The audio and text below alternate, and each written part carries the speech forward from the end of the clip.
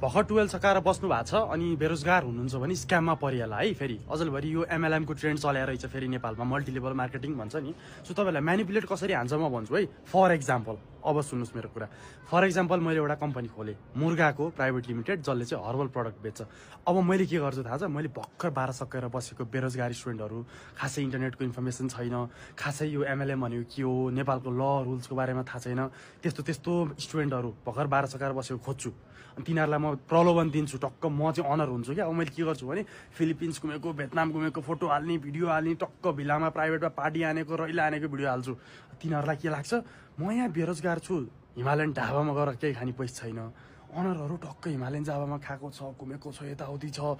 अनि त्यसपछि तिनीहरू हामी अब मैले जसलाई खोज्छु तिनीहरू जेन्जीलाई त अचम्म लाग्छ, मलाई नि यस्तै चाहियो भनेर।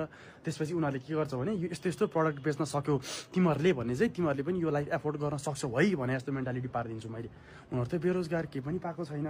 अब पैसा कमाउँछु भन्दा कसलाई चाहिँ लोभ लाग्दैन र होइन र। अब पैसा कमाउने लोभमा उनीहरू आउँछन्। अब के गर्छु मैले, इन्ट्री फी हुन्छ 1000 रुपियाँको, तिमीहरूले फर्म भर्नुपर्छ, तिमीहरूलाई चाहिँ हामीले सेल्सको ट्रेनिङ दिन्छु भन्छु मैले तिनीहरूलाई, ट्रेनिङ दिन्छु भन्छु। त्यसपछि सामान किन्न लाउँछु 2-3 हजारको आफ्नै हर्बल प्रडक्ट, उनीहरूले किन्छन् त्यो लोभमा। अब के भन्छु भने तिमीहरू जस्तो अर्को कोही खोज्यो भने चाहिँ त्यसले बेचेको सामान पनि तिमीहरूले कमिसन पाउँछौ। अब आफै इमेजिन गर त, उसले 5 बेच्दा, उसले 5 बेच्दा, उसले 5 बेचेकोबाट 1000 रुपियाँ तिमीले पाउला, यताउति गरेर त मन्थली 1 लाख कमाउँछौ तिमीले। अब मैले यो प्रलोभन दिन्छु तिनीहरूलाई, तर कमाउनु त कहिले कमाउँदैन। कहिले सुन्नु भएको छ त्यो पहिला